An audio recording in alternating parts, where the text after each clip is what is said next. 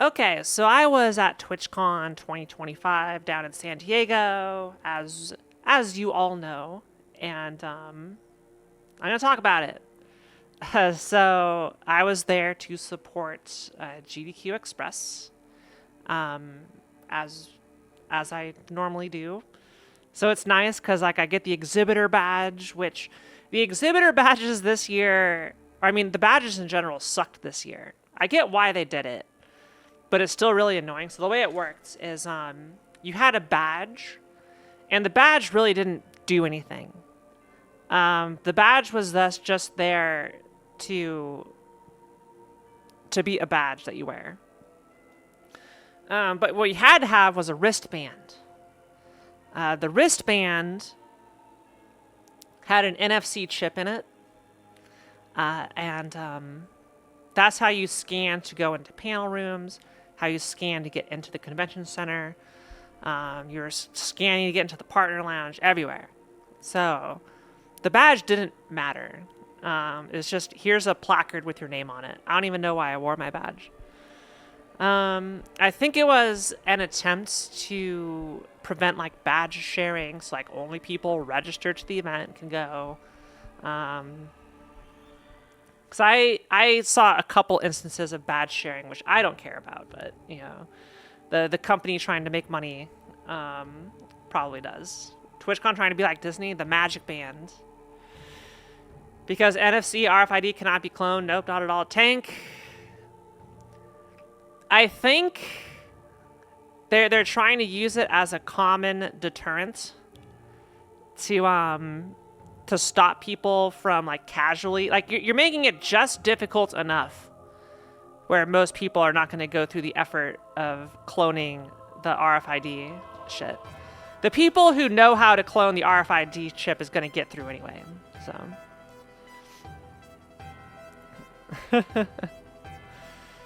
no, the security, at least the security to get into the event was actually pretty strict. I hadn't you had like all the security checkpoints, right?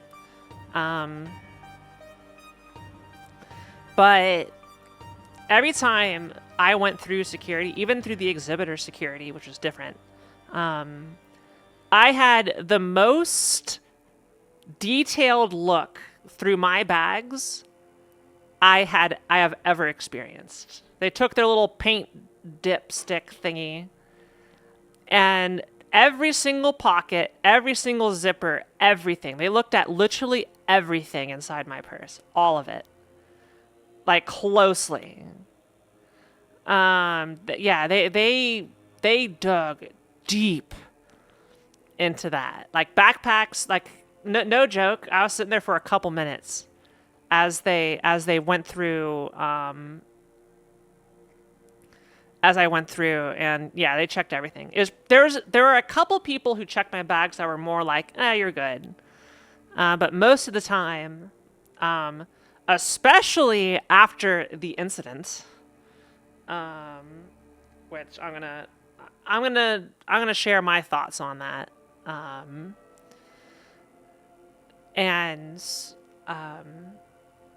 Yeah, so after that, they got more strict on what people bring in, even though like that whole thing, there was like there were no risk of weapons from what I understand, just creeps. But I want to talk.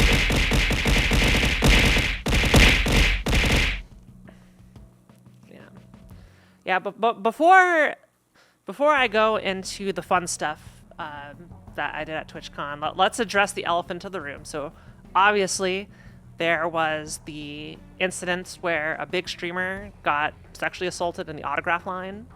I did not hear about this because I was so busy until like the day after it happened. And like people like backstage were like, oh my God, did you hear about this? Did you hear about this? And I saw it and I'm like, holy shit. And it got me really thinking about, TwitchCon in general and like any place where you're bringing well-known, I'm not in the line. I'm talking like post meet and greets. Yeah. She got assaulted at the meet and greet place where some creep just walked up.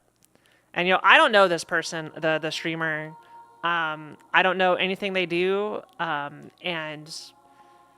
that doesn't matter at all. Regardless of what they do, no one should be exposed to that. Yeah, cosplay, and there's a lot of cosplay streamers out there, which has been always terrifying to me. Like, not just at TwitchCon, but like any place where like people know you, people know who you are, people know your face. And when you're big enough, I mean, heck, even when you're not big, just like the chance of something happening goes way, way up. This is why these people have to bring private security. And like, you'd think it's like, oh wow, they're just a streamer, why would they need private security? And this is exactly why. And it really sucks. Because like it's a failing on multiple parts. To my understanding, the security was contracted out, so they're probably going to take the fall. It's like Twitch is going to be like, not our problem. The security people we hired, it's their problem now. Streamers, modern Hollywood, yeah.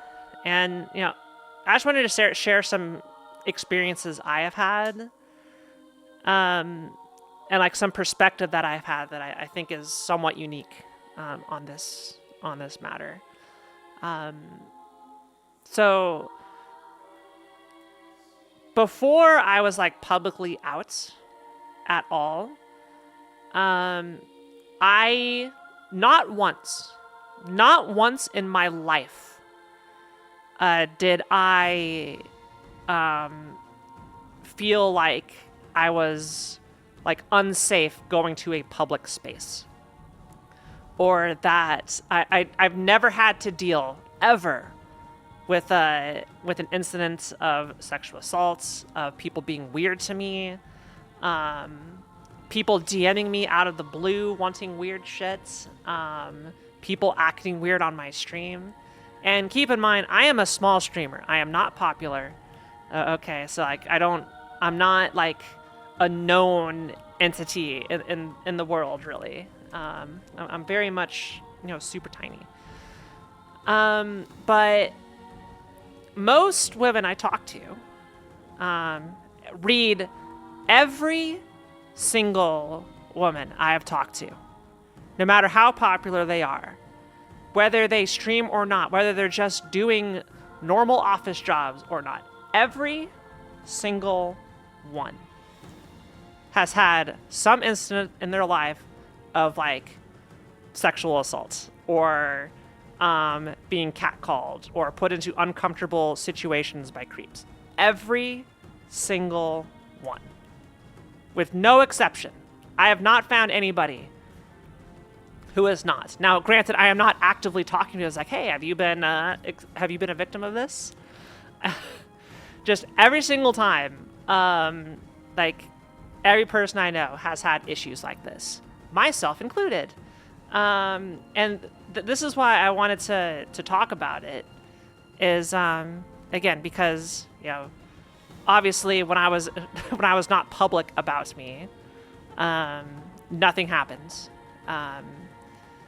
I never had any incidents. It never even crossed my mind that walking through a convention space, I'd have to like look over my shoulder or anything. But as soon as I started like being more girly in my appearance, my name, how I present myself, it took less than a year for me to start experiencing that firsthand of people treating you like that, people treating you like an object. And there's been so in the last 3 years, I have been stalked through a department store. I have received dozens of creepy DMs, both like via a Twitch DM, via a Discord DM, or people coming into the Discord that my mods are aware of. I have been sexually assaulted in a mall, in broad daylight, in a circle of my friends on either side of me. Some jerk came up and grabbed my ass and ran away before we could get to him. This is just all recently, okay? So like, and it's a perspective that like it's a night and day difference. Of like before publicly being myself and after. Just with the way I present myself. And I am not a big streamer. I'm not a popular person. This is just random creeps out in the wilds, okay? And I can't imagine basically like your whole life having to worry about this because, you know, I was always scared of, you know, because,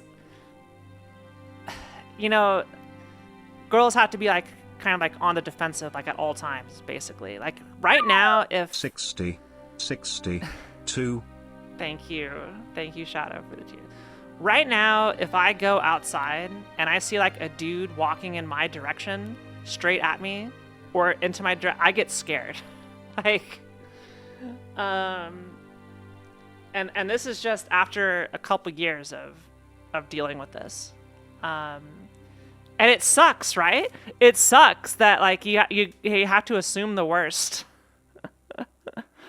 Now again, thankfully the number of incidents I've had to worry with is small, but I've still had to deal with them, and like I wasn't sure I'd ever have to deal with it because like yeah, it's I just didn't think it's like, oh, you know, I'm not a pretty person. I'm not someone that guys would want or whatever, you know, whatever. I can sneak by, I can go incognito. Nope. Exactly, Dias. Yes. Yeah, before it was nothing. I mean, there was the time that some person in downtown LA was going to pull a knife on me, and then Tank saved my life. So thank you, Tank. That was unrelated. That could happen to literally anybody.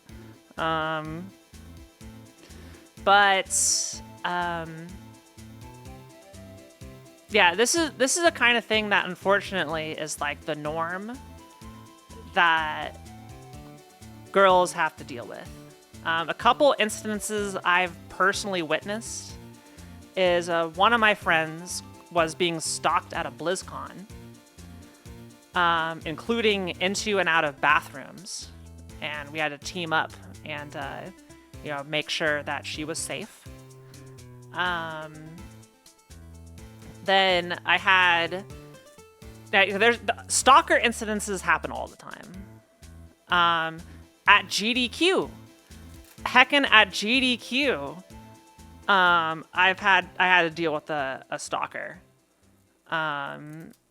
So like it's everywhere. No matter how safe you think a community is, there's always, because like there's if someone's a creep, there's like not much you can do to filter them out without like figuring out some extensive background check. Like how is anybody going to do that, right? And the best thing you could do is just make sure that there's enough stuff in place to make sure like nothing happens in the space where all these people are meeting. But stuff like TwitchCon is inherently like just, I feel risky as especially as like a more popular female streamer, because you're in a space where everybody wants to see you, everybody wants to meet you, and like you can't vet however many tens of thousands of people are at this event, right? So like just and you know, the whole incident happened in a theoretically secure area, which is completely a failure, like by the con, right? The fact that someone could do this in the meet and greet location, which is roped off, and there's like 2 layers of security, both at the entrances and where the talent are, that are supposed to stop this stuff. And then after the incident happened, where supposedly the security did nothing, and even I think I heard laughed about it, about the situation. It's like that is embarrassing. Now, the problem is there's not many places at any convention. This is not to excuse Twitch's failure at policing the autograph line, right? Or their response to it, which was super shitty. That the guy was basically just walking around unimpeded afterwards. Like, that should have been taken care of immediately. But most of the convention floor is, like, you can't secure an entire convention space. So, like, if any of these people are walking around, like, through the hallways, there's no security at any convention I've ever been to. There's, like, you maybe at the door where you get checked in, maybe at the panel room entrances, but generally, moment to moment, there's really nothing stopping people from coming up to you. So the fact that it happened at the autograph line, which is theoretically the most secure area, is astonishing. But, like, I'm amazed it has not happened, or at least not that we are aware of, just out in the broad convention space. Because there are many, many popular streamers, like mega popular streamers, just walking around the convention floor, right? It's like Lily Pichu had a booth in Artist Alley that she was just chilling in, no security. Then I got bombarded by a couple, 30,000, 40,000 concurrent viewer streamers interviewing me or talking to me for their live stream hashtag content. So this is why people have their own personal guards. But yeah, the fact that it happened at the official meet and greet is, like, the worst part. Oh, the IRL streamers are awful. Yeah, big streamer Kiara. It's like, if I was a popular female streamer, which I am not. I'm not a popular streamer. Like, I'm talking the type of person pulling in 10, 20, 30,000. Like, I would not go to any convention center without, like, personal security wherever I went. She had some personal security, but I think her favorite or preferred security person was not allowed to be there. But she did have her own personal security. Yeah. I don't know, like, outside of just making sure people actually do their jobs at the meet and greet area, I don't know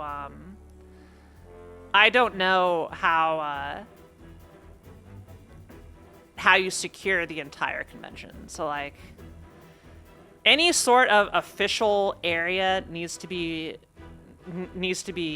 covered, but, like, if stuff happens outside the convention center, which no doubt, I mean, heck, I was being harassed by IRL streamers pushing their cameras in my face, asking sensitive questions, which I'm going to talk about.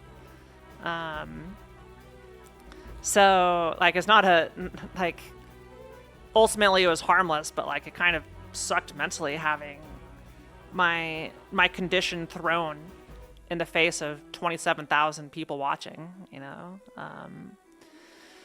but,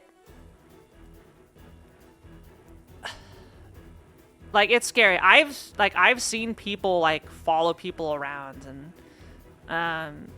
and that's why, like, it's just, I don't like going places alone. Now, people don't know my face, which is good. So, like, I don't have to worry about even the small amounts of people who do know me. But even when I'm alone walking through the convention space and I'm wearing, like, a skirt, I'm, like, constantly, like, looking behind my back and other stuff. Just at any convention. So, Again, I'm not trying to defend Twitch here. I'm just like thinking like what can be done to like get that fundamental societal fear out of like girls constantly have to watch where they're going and make sure that no one can get to them, and like it sucks, right? It's I don't know how to solve this problem. Yeah, they can start by having actual real security at their official meet and greets. For this, you wanted to someday go to TwitchCon for a chance to meet some streamers, but I don't want to pay for tickets for their clown show. Yeah.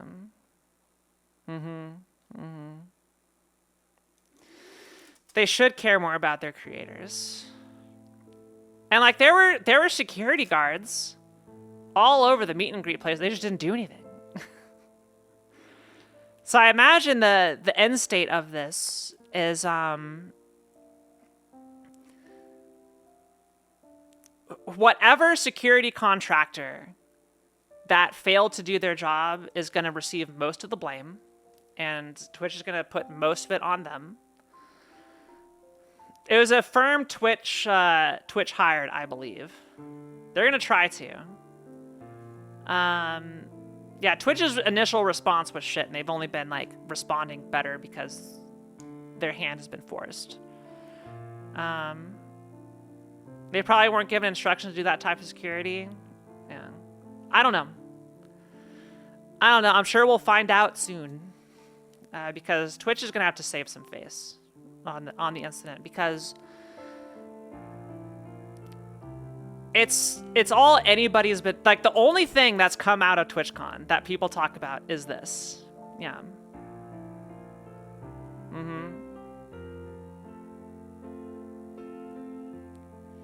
Yeah, Amoeba. And streamers are effectively celebrities at TwitchCon.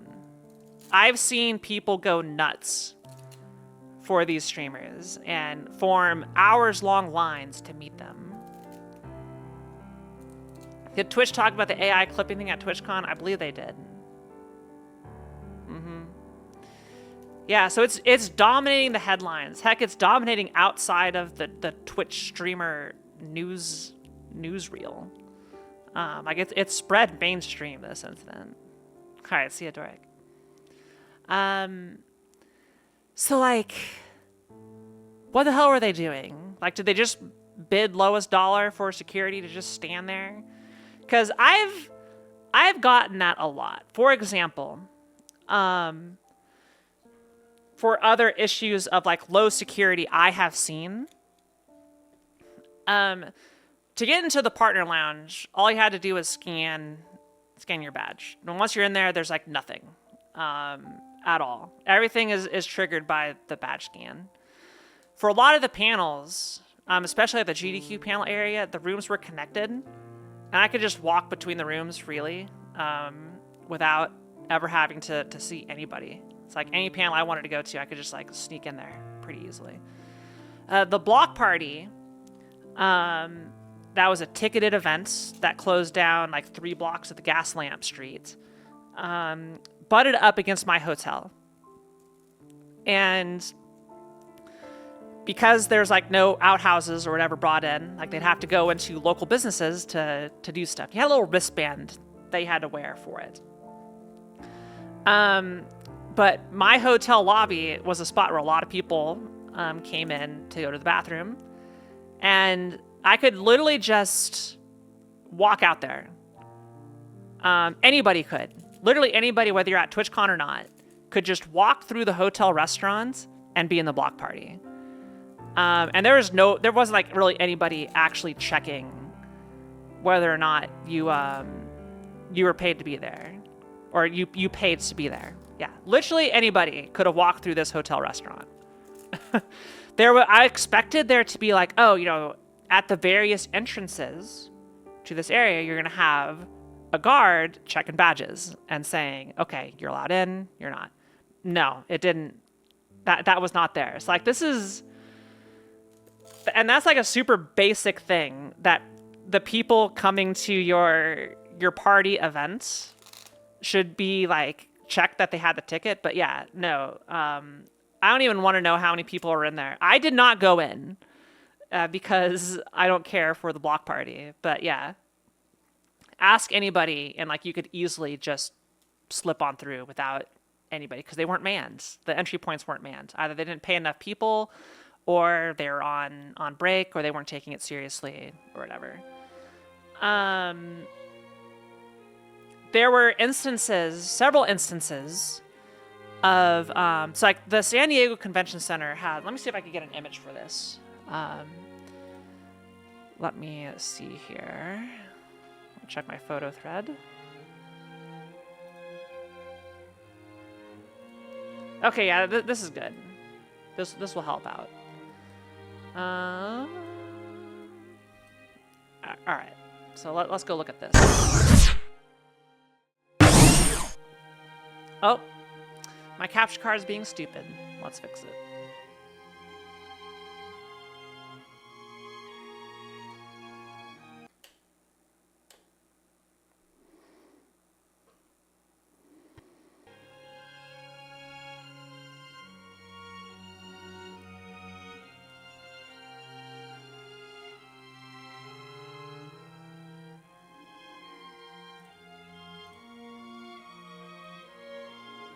All right, so this here is the hallway, and it goes on for a while. It goes on well past this of TwitchCon. So we got like a security guy here, you know, whatever. People are outside. And then because it's a convention center, there's lots of doors. There's lots of doors all the way down. And these are used as exit doors. And then there are security checkpoints.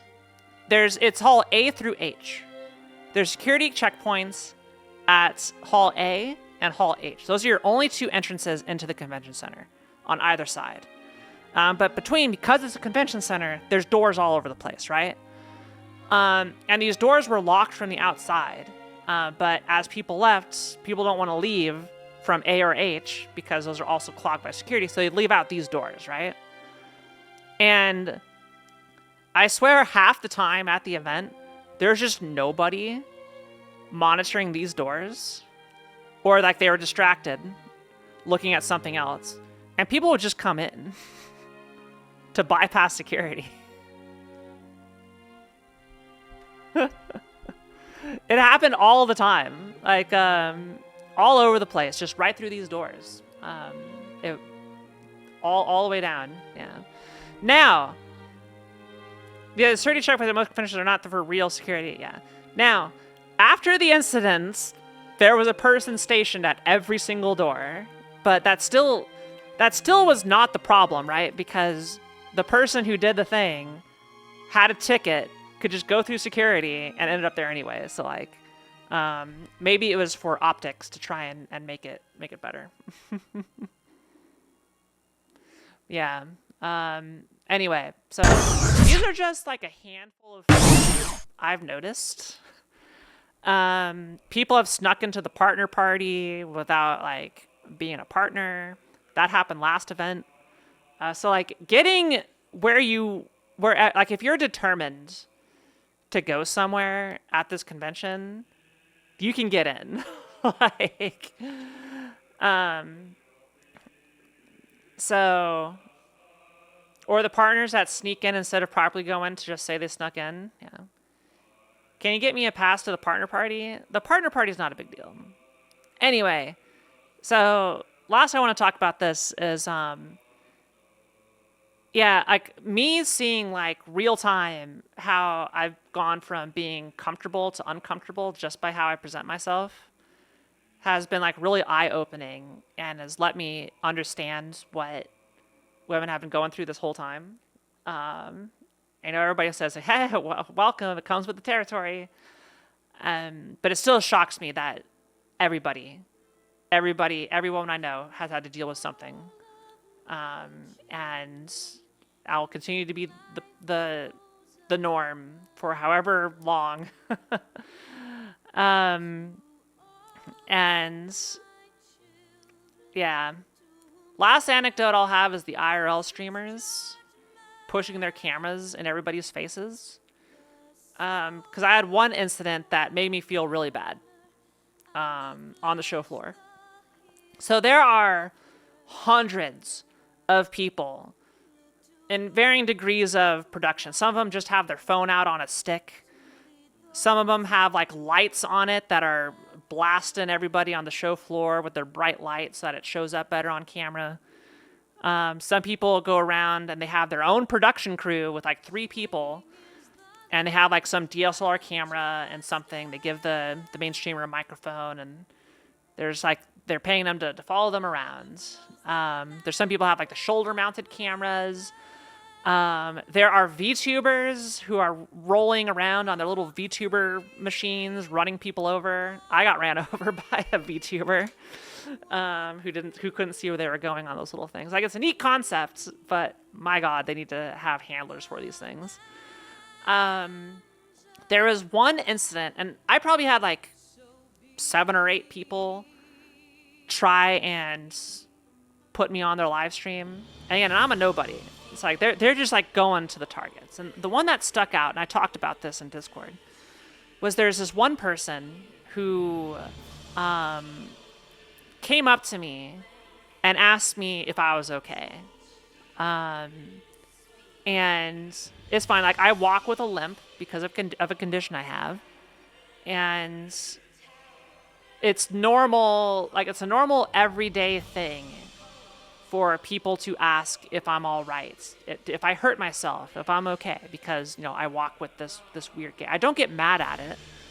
I'm kind of sad whenever it happens, because that means like I'm still visibly walking with this gait that I am like consciously trying to stop, and trying to make invisible. Like, I don't want people to look at me and see me walk weird. I want to walk like a regular, normal person.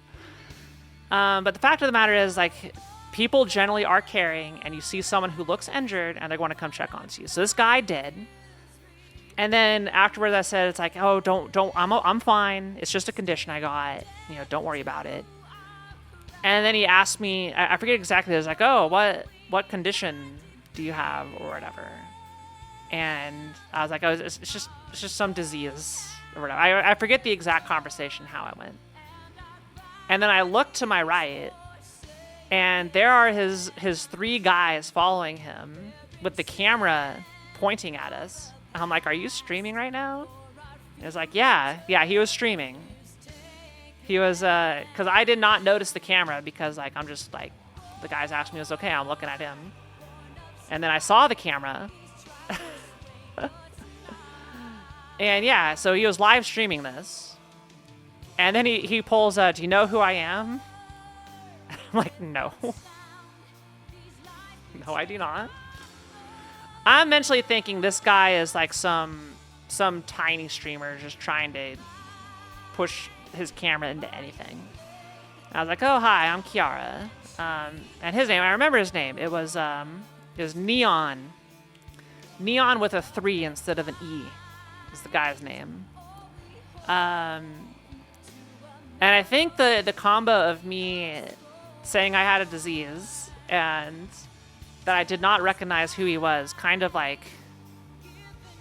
broke him a little bit. You know what? I'm gonna allow this message to be posted to chat. Yeah. And I think the combination of me like kind of like sounding like a downer on stream, where it's like, oh, this person comes and talks to this person like, I got a disease. And I was like, well, that kills the mood. And then coupled with me not knowing who he was, it's like he kind of just broke after that. Yeah, he kind of just broke. Because I actually tried to, like, I said, like, hey, chat, how's it going? Sorry to be a downer. I apologize to the chat for being a downer. Because I did not know we were live as he's asking me what my condition is. And then I tried to, like, ask, I was like, yeah, so you're enjoying TwitchCon. Then I was, like, trying to find something to talk about, because he's just standing there. He's just standing there all awkwardly. I'm trying to like start a conversation. He's giving me nothing. He's giving me nothing to go back and forth. He's just like looking at me like, like that the whole time. Then I was like, hey, is this your first TwitchCon, second TwitchCon? And then he just bails. Like, okay, bye. And I was like, okay, bye, see ya. And I was thinking this guy's like some nobody. No, that the guy had like 27,000 viewers, I think, is when at the time I looked. Like 500,000, 400,000, 500,000 Twitch followers. I'm like, huh? People are watching this idiot? Like, I'm sure you go find the point in the stream where this happens, and it's probably going to be the most awkward conversation you've ever seen. Because, like, I got caught off guard by the question and him going in, and then, like, the fact that he's asking me this shit.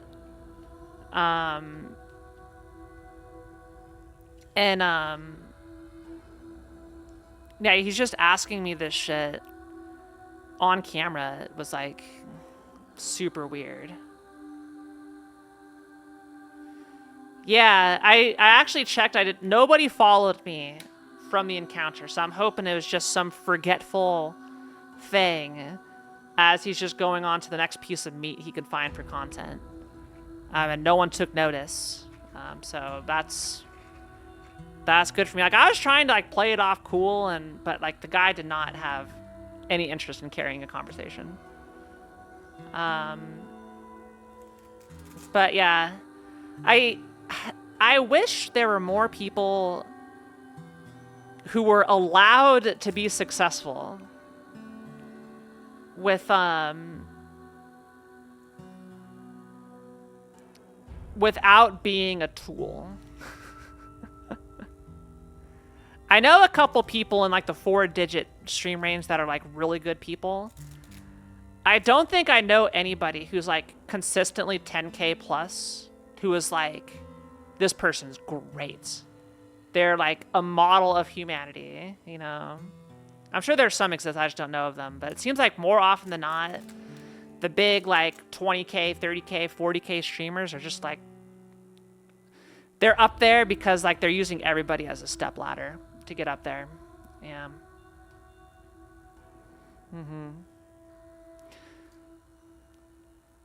Now let's talk about good people. Chat. So again, I was not personally affected by anything at TwitchCon. Like, it's rare. It's still rare to have, like, any big, huge incident happening. But it was pretty uneventful from my end, other than that guy running into it. And that dampened my mood a little bit when, like, oh wow, this guy is using me for content. Like, I don't think he actually cared about. I had fun. I don't think he actually cared about if I was okay or not. I think he just saw an opportunity to try and look good. That's my cynical view, and based off of everything I know about him, that's probably the case. So you may all know that I have some self-esteem issues. I have, like, self-confidence issues. I beat myself up a lot. I don't value my self-worth. Yeah. Big imposter syndrome all the time, and, like, you know, and type 1 if this sounds familiar. Or you have no idea who I'm referring to. Everybody's just, like, spamming one. It's something I'm aware of. It's hard to get around, but TwitchCon was actually kind of like a big boost to my self-esteem. So I'm going to talk about something positive for a little bit. So I get to the event, and to explain how a lot of events go, and what makes me sad is oftentimes at a big event like this, where I know a lot of my friends are there, if I do not, like, personally reach out to people, rarely do I get invited to anything. Rarely will I be thought to be included in anything. And, you know, having like all the onus on me to like make that happen can be tiring, where like if I don't put in a huge effort, then I'm just not going to be invited to anything. Whereas, you know, I see other of my friends that just constantly get invited to stuff all the time, or recognized. Like it comes down to silly things. Like I see somebody and I wave, "Hi, it's good to see you," and I will come over and say hi to you, and then they're excited to see me. But ultimately, I'm like the one who makes the initial contact, right? Regardless of if they're happy to see me or not, right? So at TwitchCon, first of all, you know, day 0, I'm coming in, you know, obviously, you know, there's not many people there. I'm walking over with my roommate, and helping set up a little bit and doing all this stuff. Yeah, Melee fan, more on that in a little bit. And on day 1, I'm walking to the event, and, you know, I'm minding my own business, and then I hear a Kiara out in the distance, and it is a HK and Orator. So, you know, they are 2 of my friends. Orator, pretty big Mario Maker streamer. I think that's still like primarily what he does is Mario Maker. Goes to the Colo events, was at Kaizo Colo this year with HK. So both of them stopped me. Both of them were happy to see me, and they missed having me at Colo. You know, they were sad. I was not there. But again, they spotted me and came over to me. I did not spot them. Like this is like a small thing that means a lot to me, that I think most people would think as a non-issue. Like, of course your friends are gonna see you and do that. But for me, it was like that made me feel good that I got spotted and they wanted to come over and talk to me. And also, like, HK later, I was having a rough day on day 3. So like I was waddling around, I could barely walk. And HK came over to check if I was okay and like if I needed any help, because like that one, like obviously I was feeling it. And they said bye to me before they came and found me before going to the airport. And then I'm walking down the security line, and Jaku from Crowd Control yells at me. He's like, "Kiara." Hey, I think we mutually found each other at the same time. Then we continued walking down and having a good time there. Jiggy spotted me and was like really excited to see me. Kelsey found me and was extremely excited to see me. It's like all throughout the weekend, my friends spotted me and were excited to come and chat with me, which, yeah, it made me feel good. Crafty Boss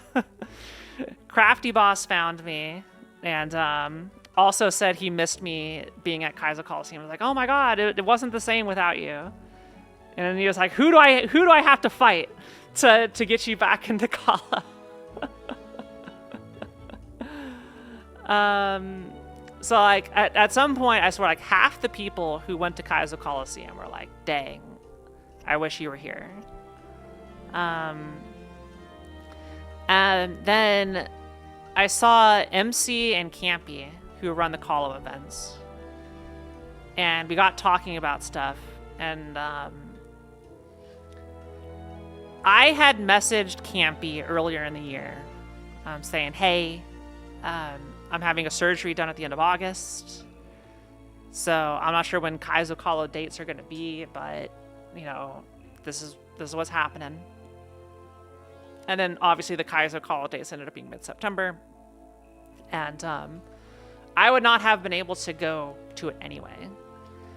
And I never got a GM about it, so I just assumed like it never came across or never came up that I would be part of the guest list for it, which I am fine with. I don't feel I am owed a spot, reserved a spot in any event. You know, there's a lot of people who go to these. There's a lot of people who can go to these, who'd be great fits for these. Like, it's fine to not have the same group of people every single time, right? And I'm okay with that. I'm fine. I was not mad that I did not get a DM for an invite. But like talking to MC and Campy is like I was considered. Like, they were talking about it, and the only reason not is because, you know, I had the surgery going. And like they're right, I couldn't go because it would have been a bad idea if I went. So even if I did get invited, I would have to say no. But what gave me a self-confidence boost is like, yeah, you're totally going to be coming. And then they had to talk to Pooh that I couldn't go because of the surgery stuff happening. And Pooh was bummed out. MC and like, yeah, they said like Pooh was like legit bummed out that I couldn't come. And MC and Campy were bummed I couldn't come. Then like half the cast like missing me. That made me feel really loved, and like that my contribution to the event was like really good. And they really liked me having me there. And no, it made me cry. Like I was literally crying when MC and Campy told me all this, like how much people miss me. And yeah, because like, you know, I'm at these events, I'm still just a super small streamer, you know. And yeah. So the fact that even me with like the audience I have and like the stream that I have, and you know, people finding that valuable. And this goes further because I went and talked to the Wings for Life charity, who was the fundraiser for Kaizo Kalo. Because I was talking to them about, you know, future things. And even though I had never met her, she was like, "We need you." She was super sweet. We connected really quickly. And she was like, you better come to events and all this other stuff. So funnily enough, so Wings for Life, obviously like Pooh is a big part of that, given like his history. And at the Wings for Life booth and in TwitchCon, there's like, oh, I walked by just to talk to him. I was like, oh yeah, if you get the high score for Tetris, you can win a can of Red Bull signed by Pooh himself. And I'm like laughing because like I've known Pooh for years. I'm like, oh my god, I need to get one of these. Instead, I had a better idea, and I asked the charity rep if I could sign a can of Red Bull, and then you give my signed Red Bull to Pooh, turn it around on him. And she was like, yes, absolutely. I'm going to film it too. So don't tell Pooh it's coming. In a couple days, Pooh is going to get my signed Red Bull from the Wings for Life representative. And I tried to sign it as generically as possible. I just said, to Pooh, your friend, Kiara.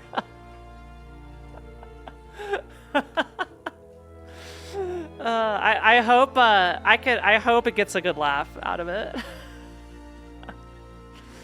Yeah, but all the charity folks were just laughing about it, and yeah, if I do go to another Calo, I mean, obviously I hope to, but even though they've spoken highly of me and want me, I don't want anybody to think it's a guaranteed deal. Okay, you know, don't treat it like something that's assuredly going to happen, because every event has different needs. Yeah, you want to see his genuine reaction. Yeah, I'm worried they're gonna forget though. I hope it does get delivered and they didn't like lose the can in shipping or whatever. But yeah, I hope it does get delivered, and they have a fun time with it.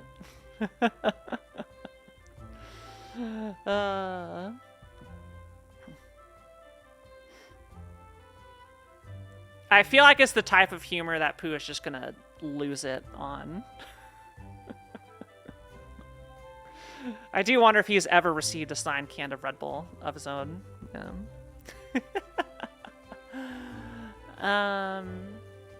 You know, this type of thing also happened at the partner party.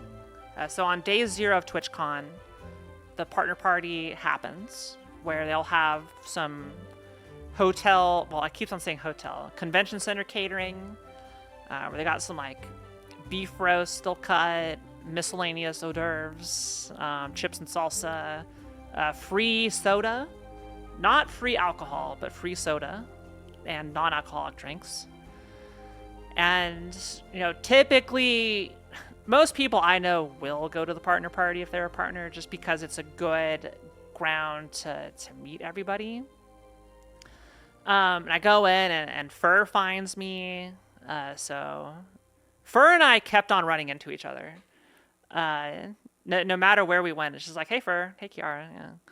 Yeah. So me and Fur got to talk for a long time. And, you know, Small Ant came by, so talked to him for a little bit. Small Ant's mom, I'm not sure if anybody knows Small Ant's mom. This is the funniest thing to me. Came to TwitchCon independent of Small Ant. She just goes. Which is like, dang, to have a mom like not attached to her kid and just like going for her own purposes with her own community is like so funny. She remembered me from last year and was like waving, and she was like, hi. I was like, hi, Small Ant mom. And I was joking with Small Ant where it's like, okay, Smant, my goal is like, because we took photos, because Smom, if you want to call her Smom, wanted to get a photo with me last year, which we did.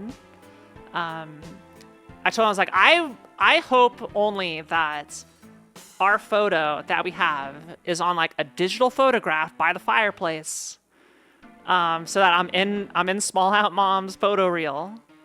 And Smant was like, oh, you totally are. She puts all the pictures that she takes on that. I'm like, yes.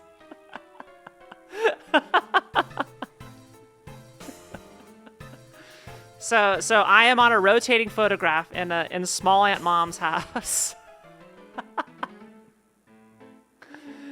How's it going, G-Pool? Yeah, free soda, as much soda as you can drink, G-Pool. I made that free partner ticket I got worth it.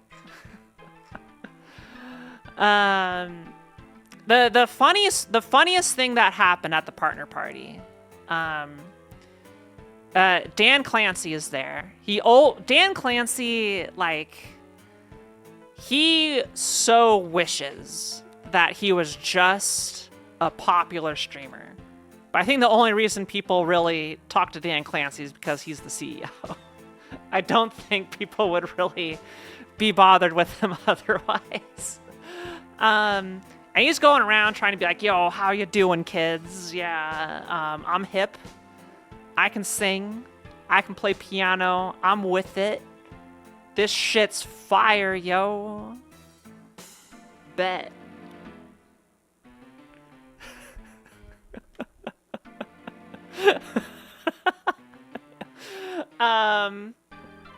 He's got big hello fellow kids energy. So Nukes came and found me at the partner party, and we chatted for a little bit, which is fun because me, Nukes, and Fur were rooming together like at a TwitchCon a couple years ago. And we go our separate ways, and I'm talking to Catlink and Foo, and Catlink was excited to see me, so that made me happy because I had not seen Catlink in forever. She got like these new green highlights in her hair that look freaking amazing. Holy shit. And after, like, no joke, I'm separated from Nukes for 5 minutes. And then she runs up to me, scared. And she's like, Kiara, I saw Dan Clancy and he scares me.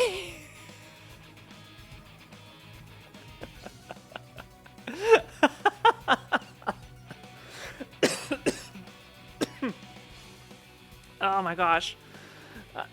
It was so funny. And it's like, she's right over there.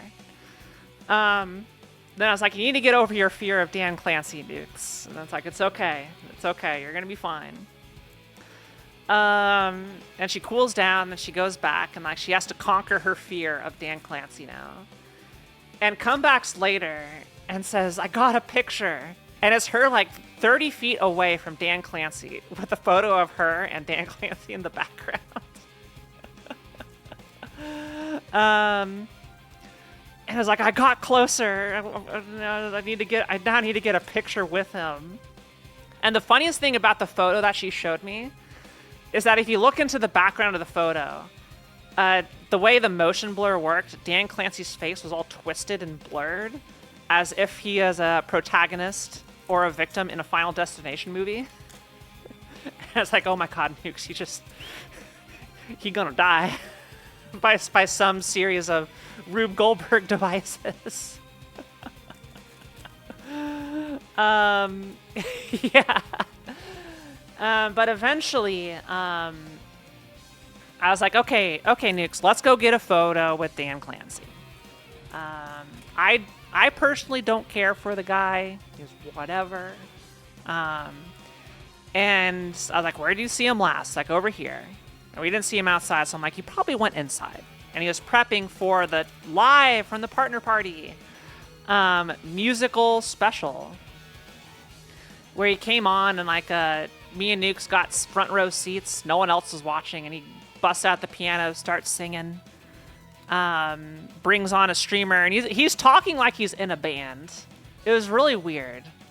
Like I like that. I like that the CEO is like actually talking to streamers, and like going in and interacting with people and seeing what they're doing. But it's like he's doing it. I don't think for like to better the business. Like it's great optics. I think like associating like being on the ground floor, spending time with the streamers. Like I think that's a good thing. But I do feel he's largely doing it because he just wants to be popular. Yeah, he don't got that riz. Yeah, I got that riz. He don't. After he does like his couple songs, he gets out and literally walks directly towards me. I was like, hey, Dan, she wants to get a picture with you, but she's too scared to ask. I think it's exactly what I said.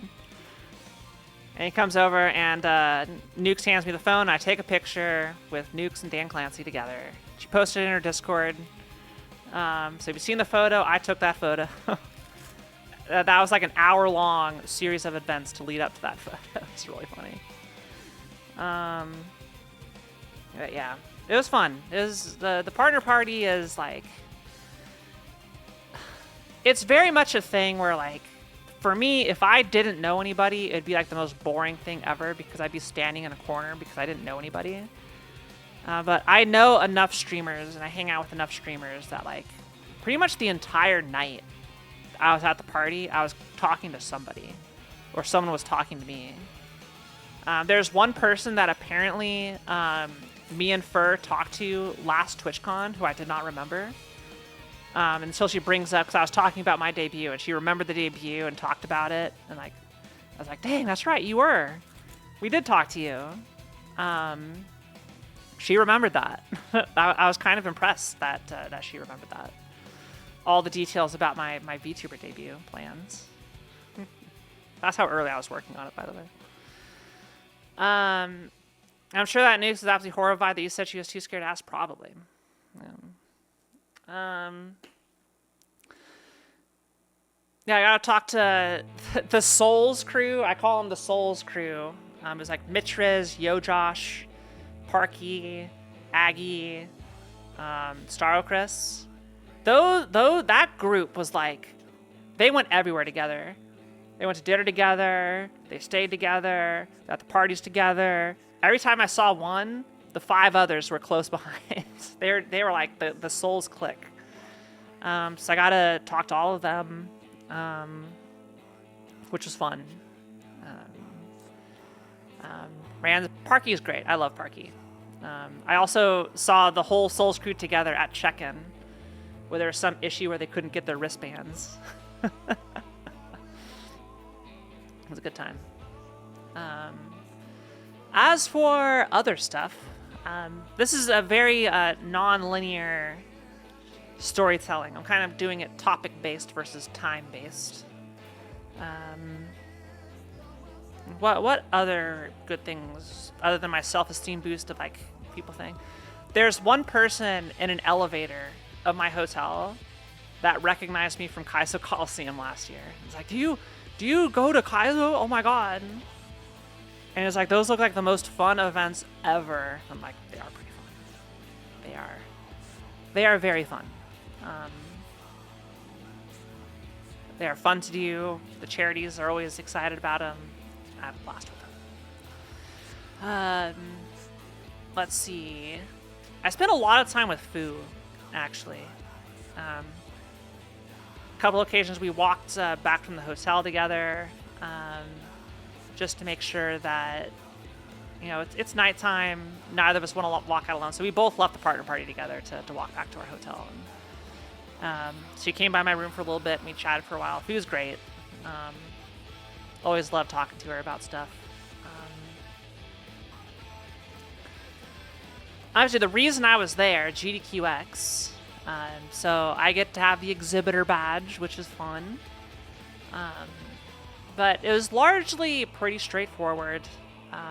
My responsibilities, as always, were just on the interstitial side of the stage. And my greatest accomplishments, I fixed the color correction on the camera. The initial pre-show kickoff was like super saturated on the wide camera. I figured out the problem. I never set up anything. I just like came in and was like, okay, let's roll. I had one incident that is going to live with me until I die. So at convention centers, there's rooms that are going to be designated for storage areas. Not all of the conference space gets used for public-facing stuff. There's conference rooms or like area rooms of the convention center that get used for like break rooms, get used for like green rooms, and often both as like a storage area and a break room. So the GDQ break room, and the way it works is there's back entrances to all of the panel rooms, all the large rooms on the second floor of the convention center, connected to this long U-shaped hallway that runs the entire length of the convention center. And this convention center is a long boy. Like, she is long. And the GDQ stage is like at the end of like a big U-turn. It's like you have like one side of the convention center, the other side, and there's like a hallway that connects to them, and then like at this end of this U-shape is where GDQX is. Now, we're like in the dead center of the U, and I ask, 'cause like I'm going to be taking some stuff to storage, because I'm helping with setup, and you know, you need to get all the storage trunks and Pelican cases and boxes and monitor stands and everything you're not using just out of the room, because otherwise it's just too cramped. So I ask our lead, our logistics person, is like, okay, where am I taking these? I haven't been back here. It's like, okay, you go out and to the left and all the way down. All the way down to the end. Your room 29D is what it was. And I'm walking, so I go out and I go left, and this is a long walk. No joke, it's got to be over a quarter mile, I feel, how long this walk is. Maybe not that bad, but when you're indoors, everything seems longer than if you're outdoors. So I walk down the hallway and I see it counting up. It's like, okay, we're at 22, 23, 24, 25, 26, 27, exit doors. And I was like, there's no 29. Where's 29? It stops at 27. What's going on? So I was like, okay, maybe instead of like 29D, maybe I misheard it and it's like 27B. So I open up the door to 27B, and I see a guy in a full, like, authentic samurai outfit. Katana sword overhead, running full speed and screaming, going towards something, and then I just closed the door. That's all I saw happen in that room.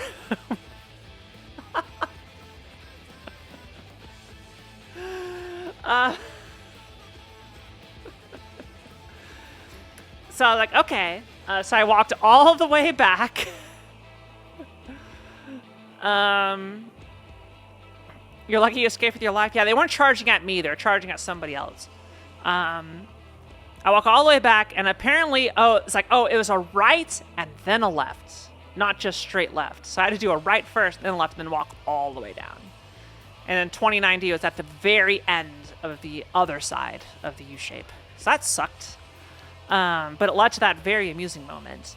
Days later, I believe I found out what that room was for, because I was walking down there, and I saw like they had like one of those sliding doors, Japanese sliding doors. I forget the proper term for them. And it was like some Onimusha room, whatever, Capcom's new game. Yeah, Soji screens. Yeah. What's the game? Is it Onimusha? Yeah, Onimusha. Yeah, so I'm guessing I walked into like them prepping for some special immersive event relating to Onimusha. Because it fits the theme. So that's what that was. And it's just very amusing walking into that. Day 2 was fun. Because we were raising money with the World Central Kitchen. And the 2 reps from World Central Kitchen were just like so nice and like so fun to work with.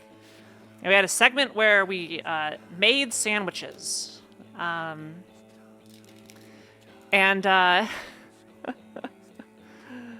need to I need to show some pictures. And I'm helping make the sandwiches. Because I am also on the segment part of making sandwiches. Also, to give you an idea of how long these hallways are, this is behind the in the back room. Chat, is this considered a liminal space? Would you call this a liminal space, or is it too brightly lit? This is halfway down one of the hallways. It's long. It is long. Preliminal, good. Let me see here. Yeah, we'll transition to photo time here. Where is the photo? Oh, Clinkett sent me the photo. Here it is.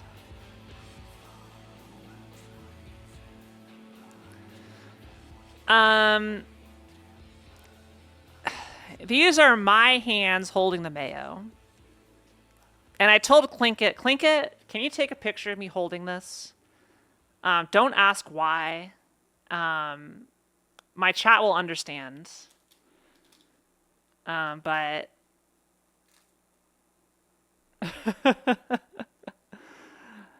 I had to, so the charity reps asked me, hey, Kiara, do you want to make the special sauce? I'm like, sure, I can help.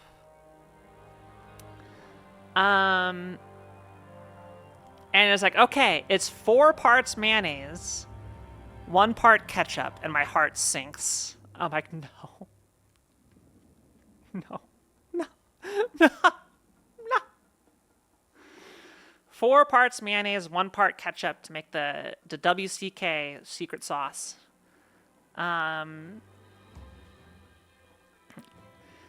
So, and you can see the cheese in the background. Again, we made sure everything was clean. We all washed our hands, all used gloves for the food processing. Now, we had 1 container to mix all this shit in. And these plastic bottles, it's so hard to squeeze all the juice out. So I'm here. I take the top off and I'm shaking the thing. Occasionally you'll see a splurt of white shoot out as I'm shaking it. And it looks exactly how you are currently imagining. It looks exactly how you all are currently imagining this to look. And Fu looks at me and is just laughing. Yeah. Yeah, Fu is looking at me and is just laughing at it and is like, yeah. And I look at her and I was like, yeah, I know.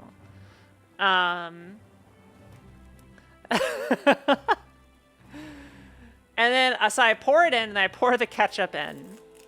And I'm doing this all on vibes, on estimates. Because, like, I can't squeeze the whole thing out. Like, I shook that thing as hard as I could. And, like, I could not get all the mayo out. And I pour the ketchup in. We have no mixing utensils. So I am, like, fingers deep in the mayo. Fingers deep in the sauce, stirring it around, trying to get the ketchup to mix. And it didn't work. So my hands are contaminated. Oh, it felt so gross. It was, like, so slimy and, like, and thick. And disgusting. It's the stench, the smell was overpowering.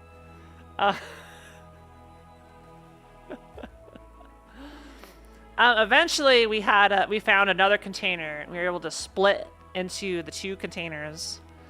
And then we had to mix it up because we still couldn't stick our hands all the way in.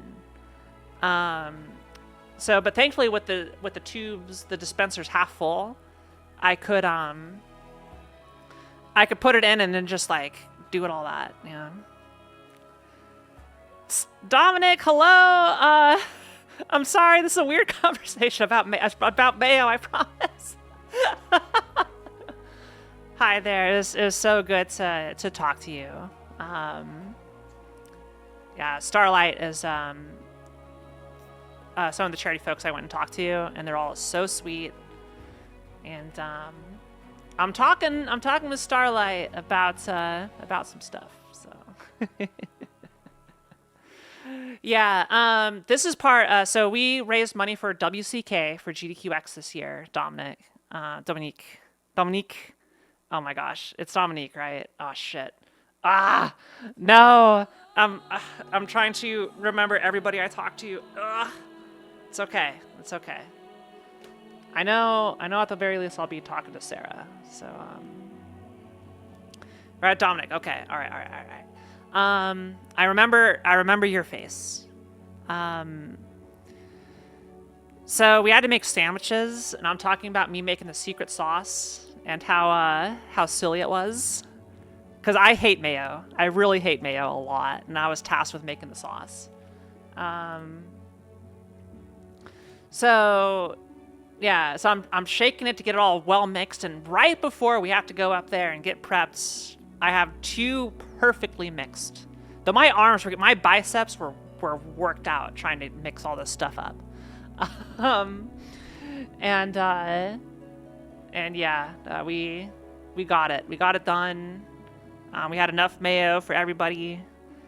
And specifically, I said, I don't want to be the saucer, because like me and I forget their names, the two runners. I think one was PJ and one of them was the one who ran Breath of the Wilds at the event.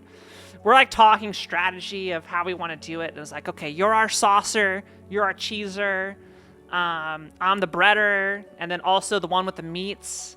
Thinking about how we're stacking our sandwiches and making sure they look clean. And what ended up happening, making the sandwiches, is we had a sauce bottleneck because you had to spray the mayo on both sides of bread, and then use a spoon to mix it.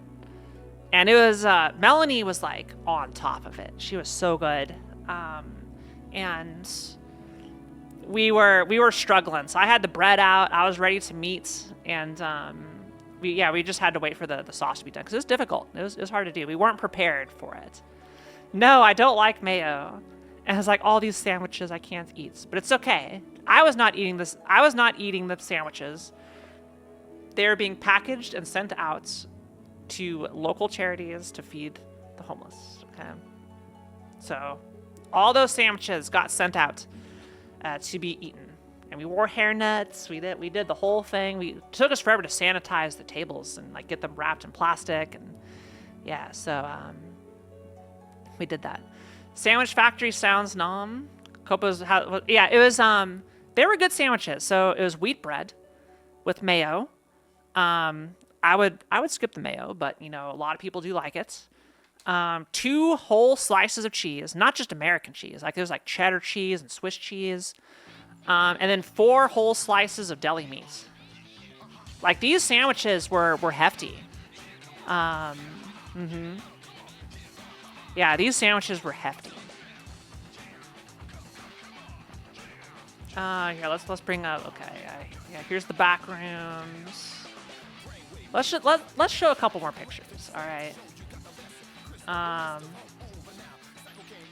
Here's a funny one I found. This is one of the things I love TwitchCon about. Is people can come in wearing costumes, and this is Melanie from World Central Kitchen here. I got to keep the apron, so I have the WCK apron in my house now. This guy just comes in, right here, in like a really good looking like Michael Myers mask, and he's just chilling, enjoying the runs. And there's so many instances of people in like cute outfits, cute costumes coming in and watching the show, and it's just like it made it so much more interesting. Like it's a great outfit. I wish we had that at like regular GDQs. Let's see. Here's another view of our stage area. GDQ sponsored by or presented by HBO Max, I think it was, supporting the World Central Kitchen. It was a mouthful. I think our event space was pretty nice, but it was open up. It was kind of weird. Let me see if I have a better picture for this. I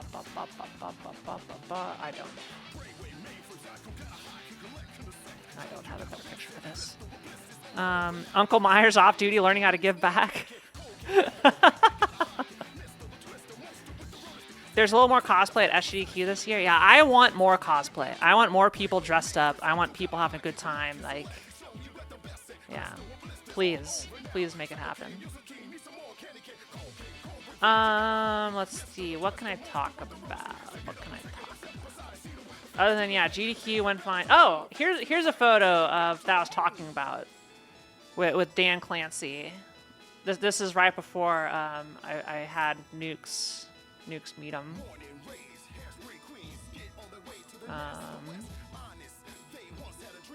Here is my Dutch angle of the partner party. This is when it was daylight, so it was not nearly as crowded. Let's see, do I recognize anybody back here? Not yet. I got in pretty early. Oh, there's Foo. Yeah, there's Foo right there. She's looking like she's having a good time. I'm not sure who she's talking to from that angle. Heck yeah. Probably a few good hearts. They had this little photo booth. Look at that. Look how well... Tank, look at how well lit the photo booth is. Oh my gosh. All around you have lights. Yeah. Excellent lighting. Let's see. Other miscellaneous random pictures. Any Uma Musume fans in the audience?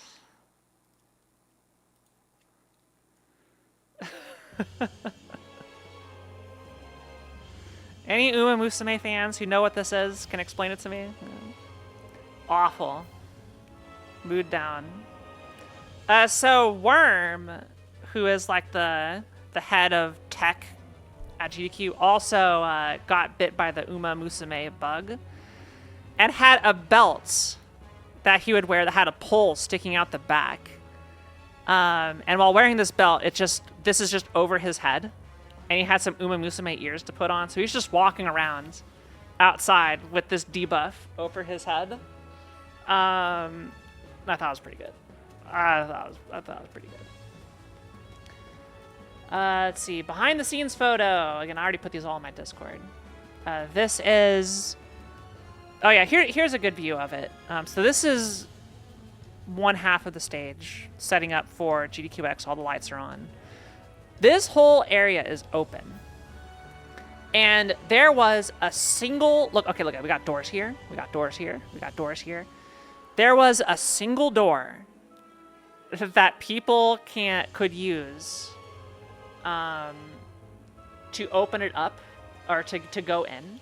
That's it. And the signage was pretty garbage. So I was like, dang, how do people get in here? How do they know? It's like you can barely see it. You can barely see anything. Let's see who we got. We got Jiggy and Jakku. Jakku is dual wielding his drink. He would also stack them on top of each other like a wizard wand. Yeah, Jakku's great. It was very fun. We got Artist Alley. Again, all these pictures before I came in. And in Artist Alley, there was a familiar person, Ethix. So Ethix, if you recall the pixel art thing on my just chatting screen, right here, right there, see it? Behind my tail, boom. That was made by Ethix. I believe Abel actually commissioned that. So it was fun to go see him. I'm like, oh my god, you're at TwitchCon. So I bought something from him, and I look forward to more. I was like, this is the one person who's drawn me fan art. How cool is that? And they're there. I also got to see Sai Nokun. So we rated Sai a couple times. Another great artist. Let's see, what else we got? Beautiful day in San Diego. This way to the Red Bull something. Yeah. It's long. See, it just keeps on going down. You can't even see the end of it. It's a good location for a convention center, but it's still just absolutely massive. Let's see. What else do we got? I had some Cajun cooking. This is red beans and rice on the right with some nice toast, buttered toast, and a pretty dry jambalaya on the left. Absolutely delicious. Delicious stuff. I could not eat all this. This came with the meal. It is way too much food. I enjoyed it. I like a dry jambalaya. I found the Good Smile racing car with Miku all over it.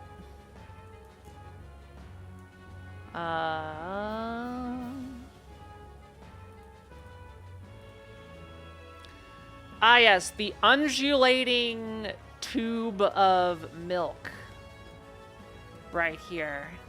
This was definitely something.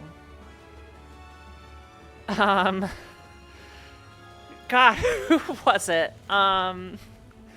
It was Kelsey. I was having, yeah, it's pulsating. It's pulsating. It's like gonna need milk, but yeah, it's just this giant tank of white stuff pulsating. I don't know how much they had to milk to fill this tank, but it was. Ask Kelsey about this for the full details. But Kelsey was telling me there's like some all women's event somewhere. I don't think it was at TwitchCon. I think it was some other event, and like it was at a stage like some with the theme being milk, and it was like an all women's event. And I was like, did they think for a second what the context here was? It was so silly. But ask Kelsey about the milk stage, and she'll tell you all about it.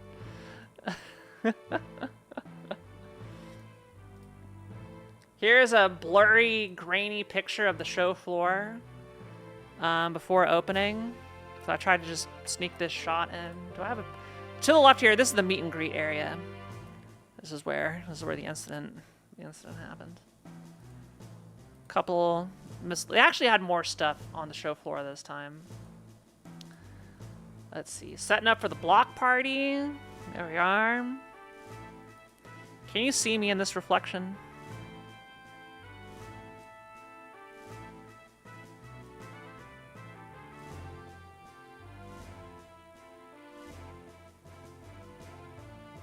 I do not believe that is me, but I think I was further away. But yeah, I think that is this guy. Yeah, that guy doesn't have my figure. This is them setting up for the block party that I could just walk into whenever I wanted to. When I had breakfast with Nukes, I got some creme brulee French toast. I do not want to know how many calories were in this meal, or how many hundreds of grams of sugar was in this meal. It was too much. No, this was at Gas Lamp Breakfast or whatever. Something like that. Oh, on night 1. No, night 2. It was night 2. Because no, it was day 1. It was day 1, and there's a rave happening. And it was at this place, the Shell, which this is looking out from like the partner lounge area into the bay. For those of you who don't know, the San Diego Convention Center is on the water, which is a great location to be at for temperature. And I saw just like pile after pile of like girls wearing basically nothing, all heading like through the public walkways of the convention center and around it to this place. And I'm like, Jesus Christ, what's going on here? And yeah, there's a rave going on. And it was loud for me like half a mile away. Yeah, I don't even want to know what goes on in a rave. Yeah. I imagine a lot of unsay-so things. But I'm blitzing through the last because I don't have too much interesting else to say. Here's the view from my hotel, the Pendry. It's a 5-star hotel. It's pretty awesome. I showed pictures of this last year, but there's many new people here. Here's the rooftop pool. I did not have a chance to go swimming, but it's pretty neat. And once again, I do really like this hotel because the rooms have 12-foot high ceilings and big windows. So the weather was perfect. Any cabanas? Yes, there are cabanas, Luna. Yeah, so like having the extra ceiling space is really, really nice. I love it. And yeah, as long as you're with a roommate you trust, it's fine. But yes, the showers were weird.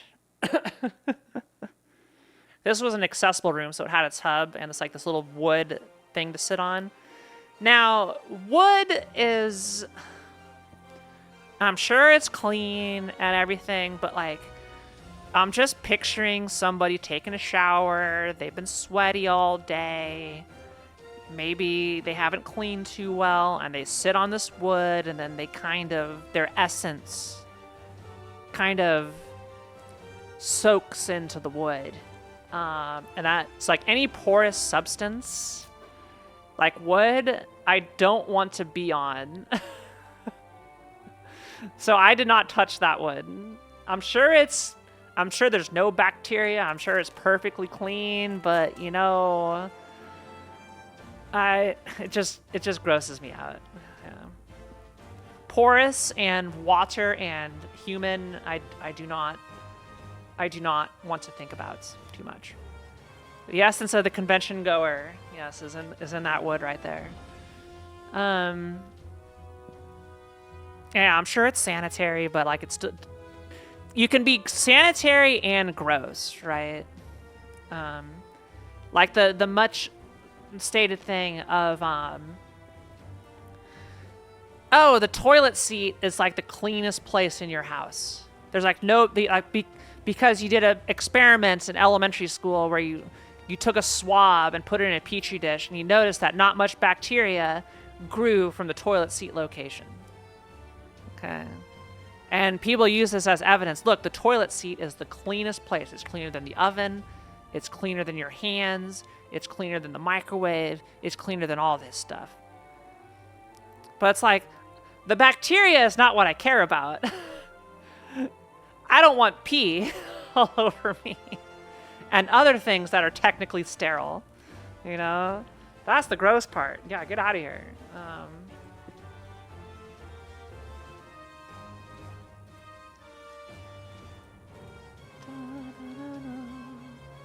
Any other photos I can share? Here is the pickleball. Wait, no, that's not the this is the dodgeball court. There are people trying to get me to play dodgeball all weekend long. They were just incessant on it. But this is a good example of the convention center placement on the bay, on the harbor. It's pretty good. I'm sorry, Tank. Like, I didn't take too many photos because I was kind of hurting. I pushed myself too much. So instead, I'll give you some low light stuff. Tank may actually know what this place is in Little Italy. Let's see. Tank, based off of this image, do you recognize this area? It's in Little Italy. That's the hint.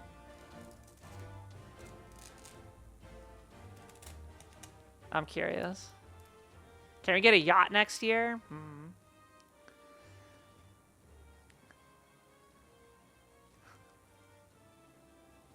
Cloak and Pedal? No. Underbelly is what it's called. Here's what it looks like. It's a ramen place in Little Italy, of all places. I went here with Jiggy. And, like, it was fine.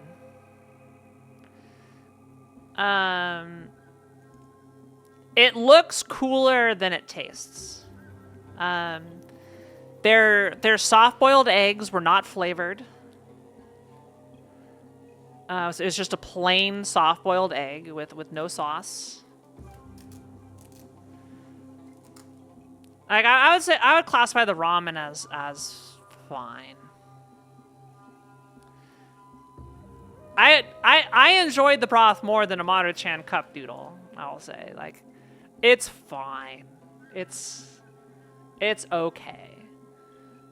The decor is what people come for because it is kind of neat. The decor is kind of neat if busy. But I feel they definitely spent more on decor than the ramen.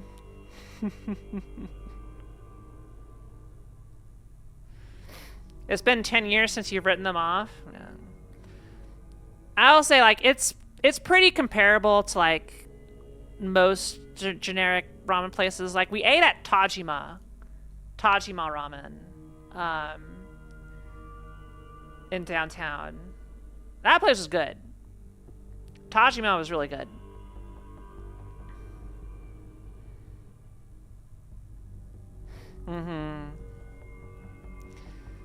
Yeah. Yeah.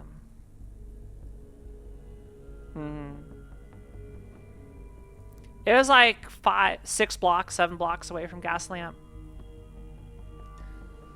Yeah. I enjoyed it. It was good.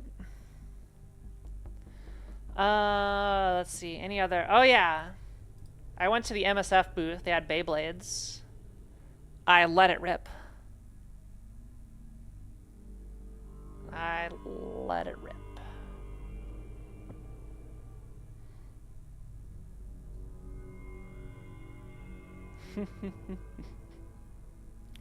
But yeah, esports. Yeah, I didn't take too many photos because, like, I was still feeling it from my surgery, especially by day 3. Like, I was spent. Like, I got out early. I got out of having to do teardown because, like, I can't do teardown. Like, I can't do stuff that involves me moving around right now. And yeah. Yeah, Tank, I gave you a whole bunch of bad stuff at AX that one year. But I guess I need to get you some more. Did I win? I did win. I did win at at Beyblades. I got a pin. I had a lot of really good conversations with some charity folks, and that made me really happy. Yeah, Starlight was really good. Wings for Life was really good. MSF was really good. WCK, who we worked with for GDQ, was really good. Like, was there any mahjong? I did not see any mahjong, though I did not seek it out. Worm did not bring his table.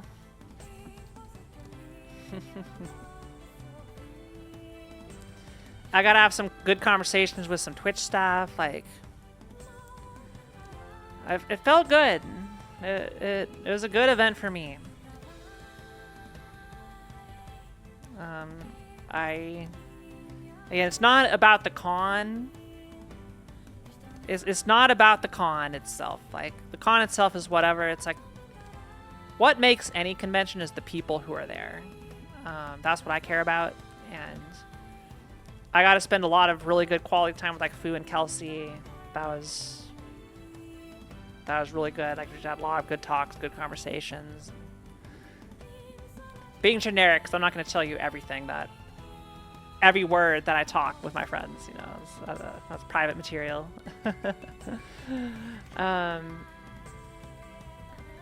But yeah, a lot of good food. Again, the big takeaway for me is it gave me a big self-esteem boost. That, and there are even people like Fu was telling me how impressed she's been with my stream, and like and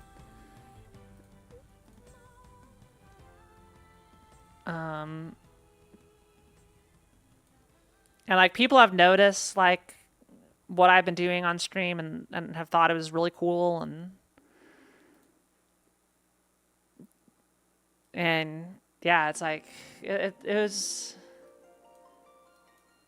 just a big confidence boost overall. It's given me a boost of motivation to push my stream further, to try and like break out a little more, try and like build up a bigger audience,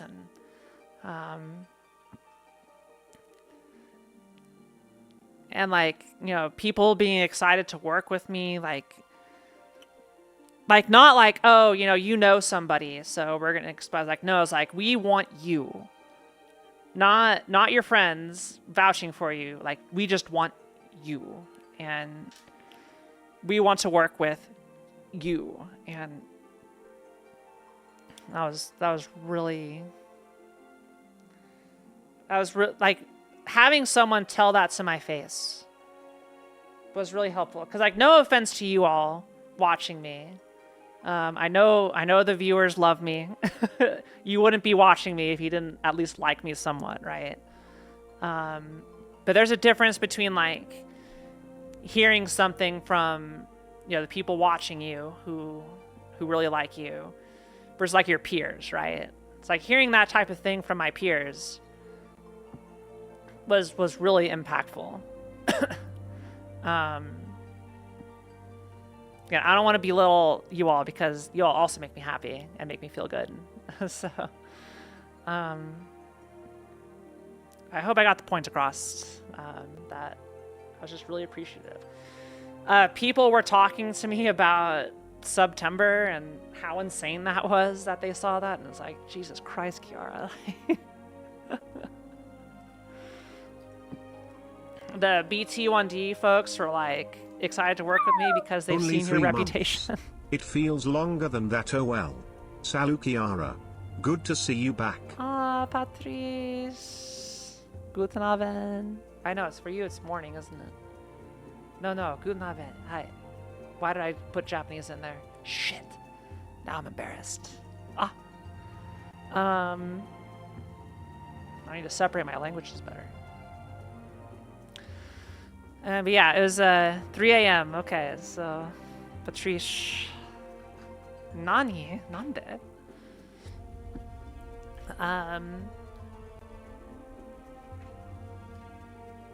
Yeah, I kind of felt important for once, you know. I did feel like, you know, I did see some like autograph lines that were really long, and I was like, I wonder if I would like ever have people line up for a Kiara autograph at a TwitchCon. Though now, probably not.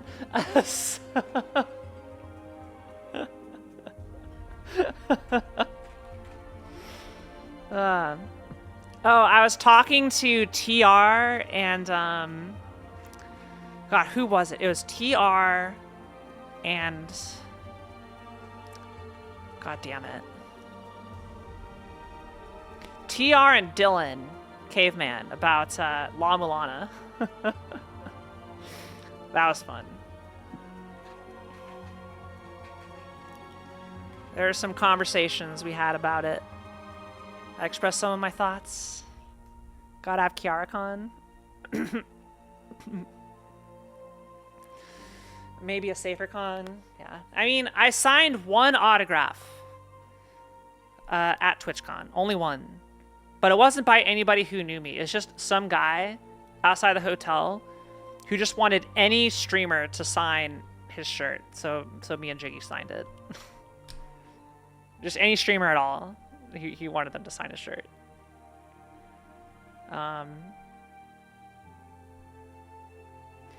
You were talking to TR last week, and TR was like, no way Kiara finishes before TwitchCon.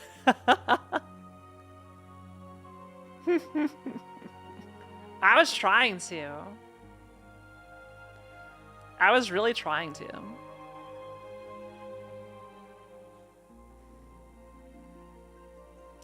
No, I would do no such thing. I wouldn't put that evil on anybody.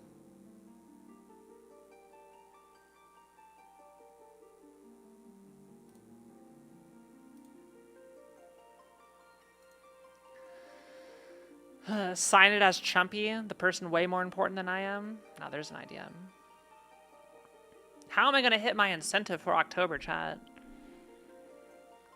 If Chumpy is going to be taking 100% of my audience, you know. Sign it as Chumpy. Fine, I'll leave. Okay, bye, Chumpy. No, don't leave. Do not leave.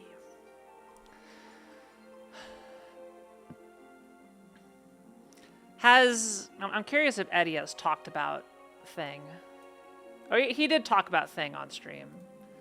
Me and Eddie are we're gonna do a thing. We're gonna do a thing. Soon TM. We're gonna do a thing. Not like soon, but soon TM.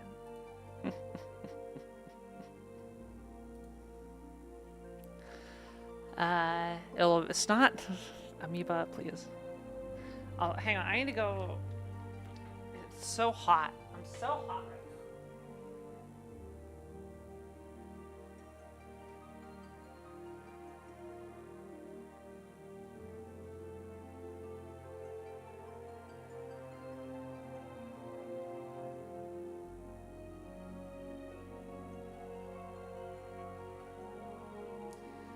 Is this an announcement of an announcement? Yeah, there's an announcement coming. It's coming soon. So I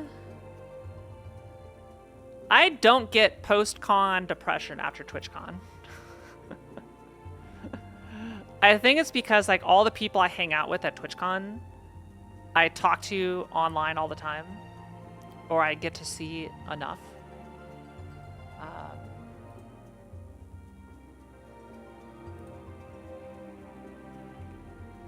So I'm not like too sad about it. Though it does feel like I reinvigorate friendships anytime I see them in person. Versus like doing a collab or whatever.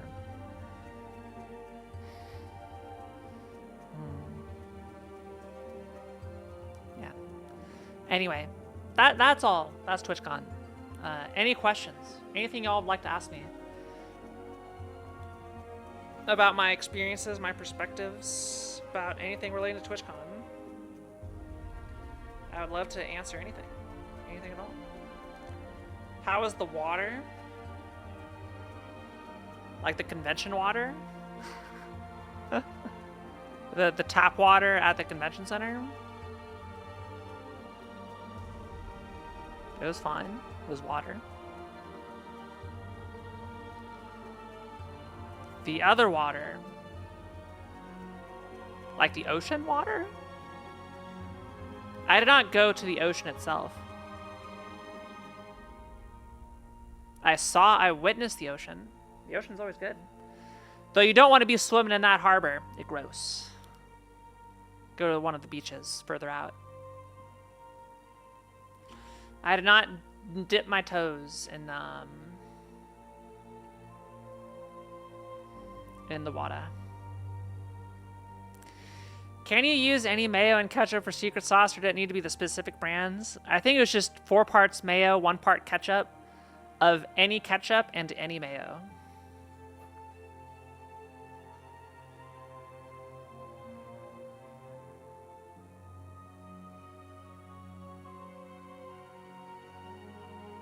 Yes, Derek?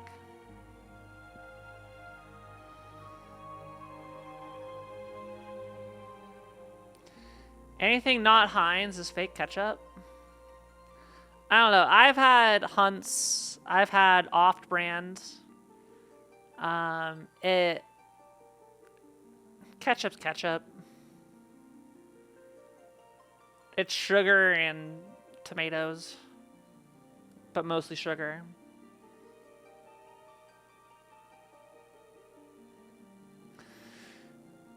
Yeah. The secret sauce is always mayo-based, 100% of the time. So, no, I don't want your secret sauce, ever. Ever. You keep your secret sauce to yourself. In fact, give my secret sauce to anybody else. I'll still pay for it as part of the meal. Just give it to someone else, not me. Keep it away. Keep it far away.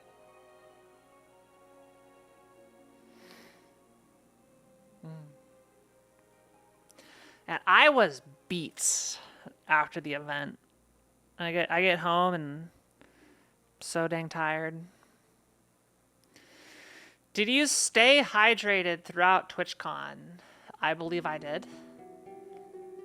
The hotel actually had free water, but I also bought like some fancy Korean spring water imported from Korea. It was good water.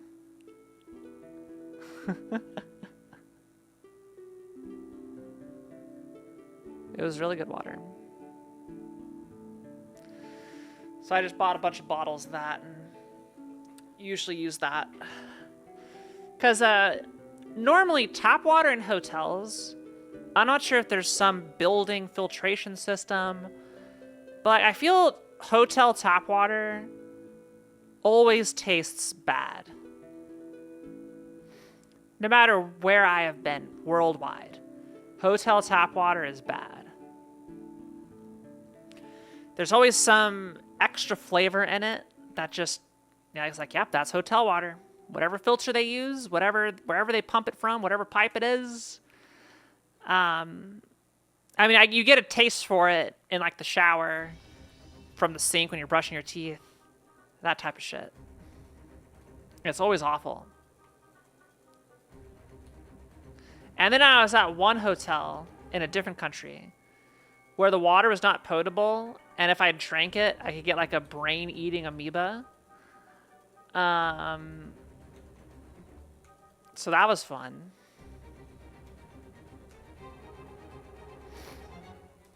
Like, don't put that water up your nose. It's like, do I want to shower at all?